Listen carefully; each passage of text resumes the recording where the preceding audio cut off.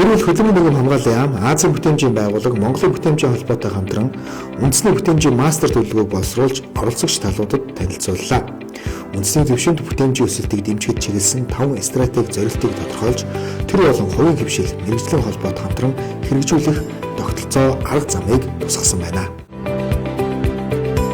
Гэр бүл хөдөлмөр нийгэм хамгааллын яам хөдөлмөрийн асуудал эрхэлсэн төрийн захиргааны төв байгууллагын хувьд эрүүл мэндийн яам, Монголын эрүүл мэндийн ажилтны үйлдвэрчдийн эвлэлийн холбоо болон Монголын хувийн хвшлийн эрүүл мэндийн байгууллагын нэгдсэн холбооны хооронд 2024-өөс 2026 онд байгуулсан эрүүл мэндийн салбарын 2024-өөс 2026 оны хамт терапийн хэлэлцээрийн нэмэлт хэлэлцээрийг хянаж үзээд хөдөлмөрийн тухай хуулийн 32 дугаар зүйлийн 32-ийн 2 дахь хэсэгт заасны дагуу нэмэлт хэлэлцээрийг бүртгэж авсан байна. Гэвч хөдөлмөр нийгэм хамгааллын яамнаас албаагчдынхаа дунд сургалт зохион байгуулж мэдлэг олгоход анхаарч ажилладаг. Энэ удаад Ус айманд шинээр тэмдэгдсэн албан хаагчдын дунд сургалт зохион байгууллаа.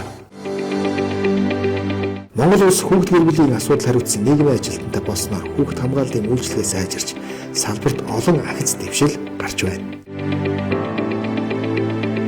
Байнгын асаргаа шаардлагатай 0-аас 16 хүртэлх насны хөгжлийн бэрхшээлтэй хүүхдийн өвчин, гэмтлийн жигсаалт, шалгуур үзүүлэлтийн нэр томьёог олон улсын гэрээ конвенцэд нийцүүлэх, хөгжлийн бэрхшээлтэй хүүхдэд үзүүлэх үйлчилгээнд олон улсын үйл ажиллагаа, хөгжлийн бэрхшээлийн ангиллыг ашиглаж, эхлэх зорилгоор ажлын хэсэг байгуулан ажиллаж байна.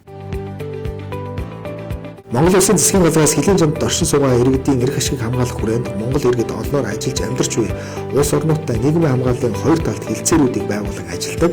Энэ хүрээнд Австрийн холбооны улстай нийгмийн хамгааллын хэлэлцээр байгуулахаар 2025 оны 11-р сарын 10-аас 13-ны өдрийн хооронд биечилсэн хэлэлцээг зохион байгууллаа.